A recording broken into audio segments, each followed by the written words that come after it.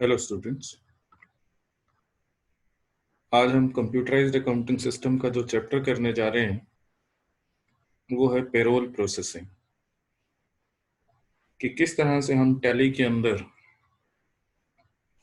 जो हमारी सैलरी है एम्प्लॉयज की, pay means salary, roll means slips, तो किस तरह से हम एक एम्प्लॉय की, एक वर्कर की वेजेस या सैलरीज को किस तरह से हम अपनी अकाउंटिंग सिस्टम में, हम अपने टैली के अंदर किस तरह से उसको प्रोसेस करते हैं, उनके क्या क्या बेसिक्स हैं, वो सारा कुछ आज हम सीखने वाले हैं। तो पहले ये फंडामेंटल एक बेसिक चैप्टर है, इसके बाद हम लोग टैली में करेंगे।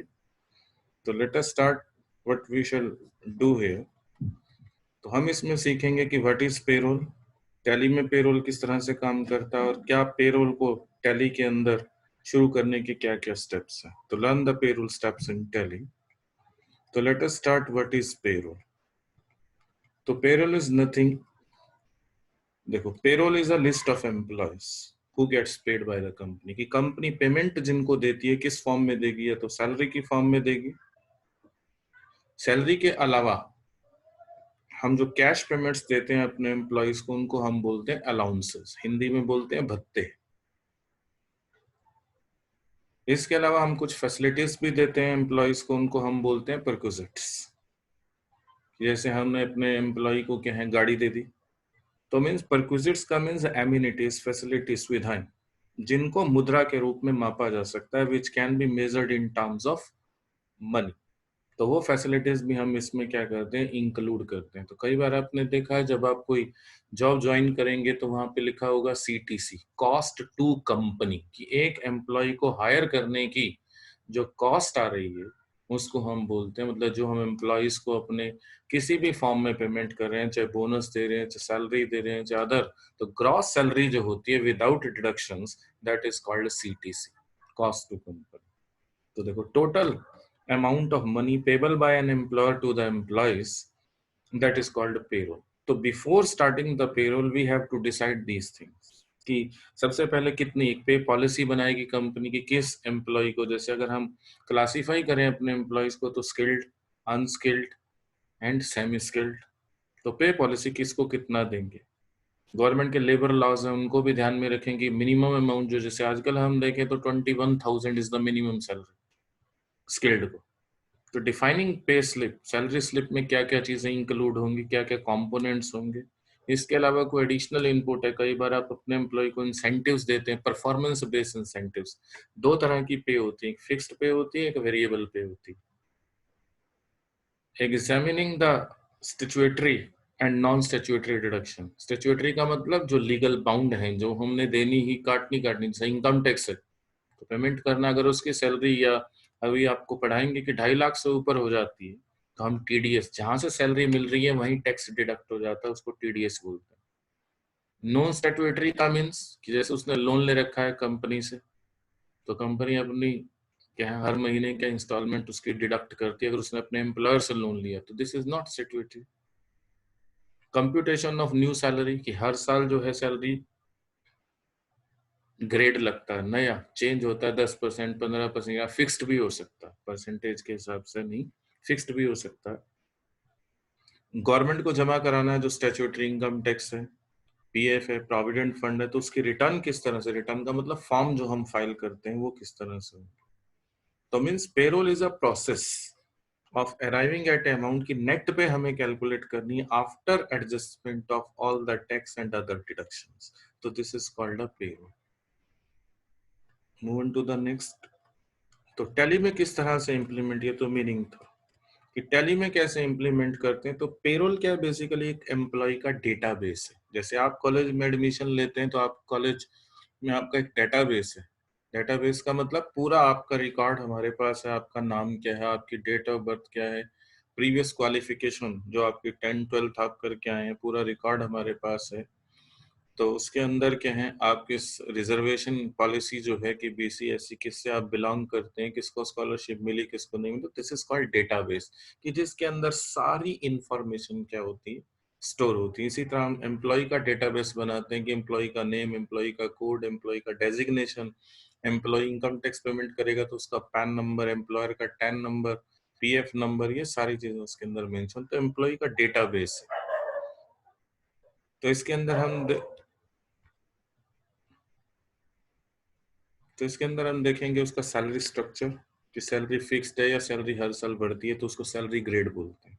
कि आज 15,000 है, अगले साल 1,000 रुपए इंक्रीज होंगे तो 16, उससे हर साल इंक्रीमेंट होगा उसकी सैलरी में। उसको जो बोनस मिलता है, अलाउंसेस बताया कि सैलरी के अलावा जो उसको कैश पेमेंट मिलती है, कि जैसे कन्वेंस अलाउंस मिलता है अप टू एंड फ्रो, जहां से आ रहे हैं और जहां को जा रहे हैं, घर से आने का commutation from home, home to office, office to home and home to office, तो उसको कन्वेंस अलाउंस मिलता है, या ट्रांसपोर्ट अलाउंस हम उसको लिख देते हैं, ये मिलता है। फिक्स्ड मेडिकल अलाउंस है, सर्वेंट रखा है आपने, उसके लिए कंपनी आपको सर्वेंट अलाउंसेस देती है, तो there are so many allowances. Gratuity का मीन जब आप रिटायर होते हैं तो आपको लमसम पेमेंट मिलती है, इकट्ठा पैसा मिलता है रिटायरमेंट के टाइम पे, दैट इज कॉल्ड ग्रेचुटी। अब गवर्नमेंट नई पेंशन स्कीम आई है, ये भी हमारा कॉन्ट्रीब्यूटरी फंड है, कि जब आप रिटायर होंगे तो आपको पेंशन मिलेगी। तो न्यू पेंशन स्कीम में कुछ है कि आपका पैसा 60% गवर्नमेंट क्या करेगी, शेयर मार्केट में 40% आपको क्या है पेंशन देगी। तो न्यू पेंशन स्कीम, इसमें एम्प्लॉयर एंड एम्प्लॉय दोनों का कंट्रीब्यूशन है। लीव एनकैशमेंट, जब आप रिटायर होते हैं तो कुछ हमारी अर्नड लीव होती हैं, एक हमारी आगे पढ़ेंगे डिफरेंट टाइप की लीव है। लीव विदाउट पे हैं, लीव विद पे हैं। विदाउट पे को हम सीएल लिख देते हैं, काजुअल लीव्स हैं। इसके अलावा आपको क्या है अर्न लीव मिलती है, जैसे कोई एक्स्ट्रा काम करते हैं तो अर्न लीव, तो उसका पैसा आपको मिलेगा जब आप रिटायर होंगे, that is called leave salary और leave encashment. Attendance, this is most important part, क्योंकि जो सैलरी आपको मिलेगी वो अटेंडेंस के बेस पे मिलेगी। आप पूरा महीना आए तो मंथ की सैलरी, अगर आपने 5 दिन छुट्टी कर ली, एक छुट्टी अलाउड थी, तो 4 छुट्टी के पैसे कटेंगे। तो अटेंडेंस, ओवर टाइम अगर आप करते हैं अपने ऑफिस में या अपनी फैक्ट्री के अंदर, तो ओवर टाइम की भी पेमेंट होती है। इसके अलावा कुछ डिडक्शंस मैंने अभी बताया, कि इनकम टैक्स कटता है, पीएफ कटता है, ईएसआई मीन मेडिकल फैसिलिटी। तो ये तो हमारी स्टेट्यूटरी डिडक्शंस है। लोन्स एंड एडवांसेस, कि आपने अपने एम्प्लॉयर से कोई लोन ले रखा है, कोई एडवांस ले रखा है, तो उसके लिए डिडक्शन है। तो किस तरह से टैली में देखो हम इम्प्लीमेंट करते हैं, स्टेप्स क्या है। फर्स्ट स्टेप है ये हमारा, तो देखो 5 स्टेप टोटल है। पहला स्टेप है कि हमने सबसे पहले एम्प्लॉय के मास्टर क्रिएट करने हैं, मतलब एम्प्लॉय के ग्रुप्स आपने बनाने हैं। तो employee groups and employee masters के 2 पार्ट हैं। जब आप डिपार्टमेंट वाइज सैलरी देते हैं, कि एचआर डिपार्टमेंट है, प्रोडक्शन डिपार्टमेंट है, marketing, so many departments if you have, तो हम हर एक एम्प्लॉय का अलग अलग, एचआर डिपार्टमेंट का एम्प्लॉय है, या प्रोडक्शन डिपार्टमेंट का एम्प्लॉय है, या फिर एनी अदर डिपार्टमेंट का एम्प्लॉय है। अगर इंडिविजुअली है, कि हमारे यहाँ डिपार्टमेंट नहीं है, इंडिविजुअली आप पेमेंट करें, तो हम एम्प्लॉय मास्टर बनाएंगे, डायरेक्ट ग्रुप की जरूरत नहीं है।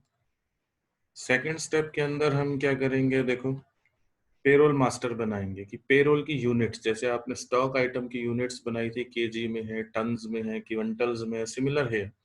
पेरोल की यूनिट्स बनाएंगे, कि जैसे हम वेजेस देते हैं आवर्स के बेसिस पे देते हैं, this is called time rate system, कि 8 घंटे आपने काम किया उसके हिसाब से।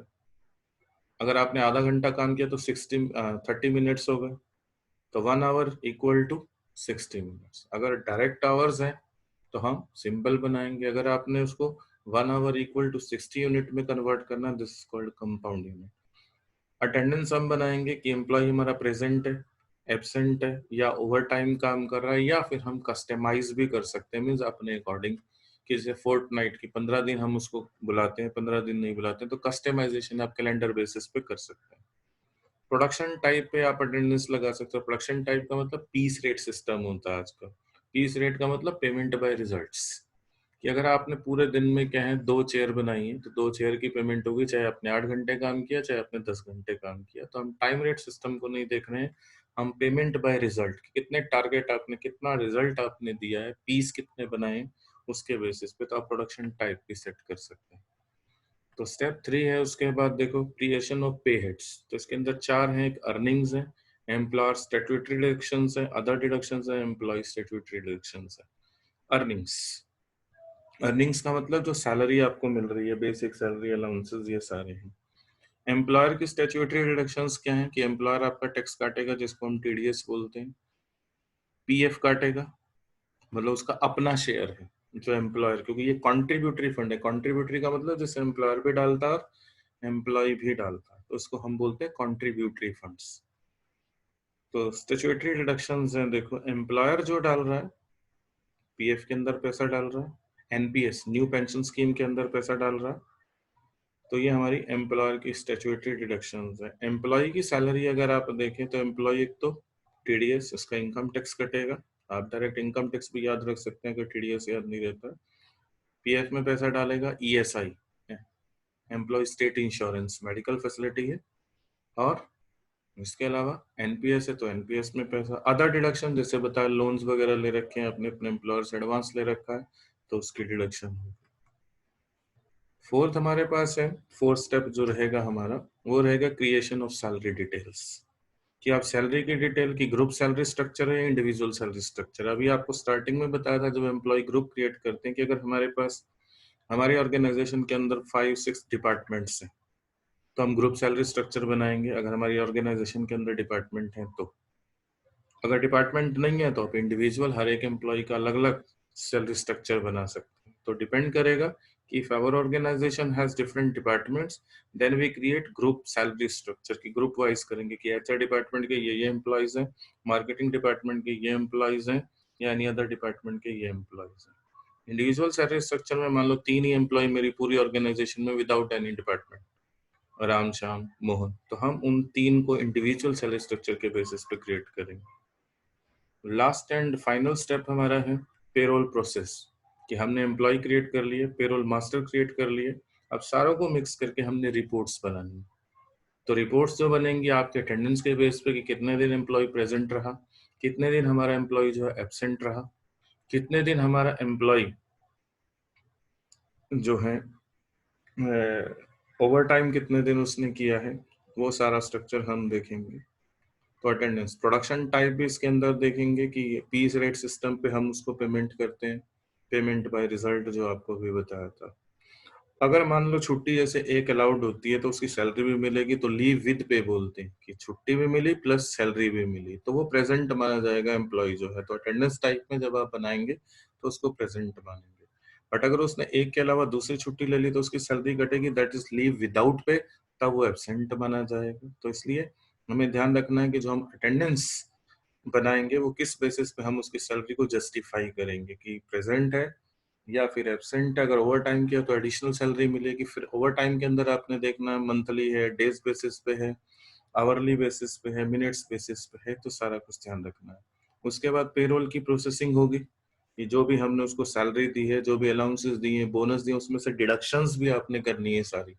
एचआरए दिया, हाउस रेंट अलाउंस अगर उसको दे रहे हैं तो उसकी डिडक्शन होगी। जैसे 10% ऑफ सैलरी मान लो उसको देते हैं हम, तो वो पेरोल प्रोसेसिंग, उसके बाद रिपोर्टिंग करेंगे जब हमने अलग अलग डिटेल्स देखनी है सब चीजों की। हमने अपने सारे एम्प्लॉयज को टोटल कितनी सैलरी दी है, कितना बर्डन है, सीटीसी हमारा कितना है। तो दिस इज पेरोल रिपोर्ट्स। तो आशा है आपको चैप्टर समझ में आया होगा। Happy learning, stay with me at my channel Pankaj sir classes and Facebook पे पंकज सर क्लासेस 81। तो जुड़े रहें मेरे साथ, अगले चैप्टर में मिलेंगे।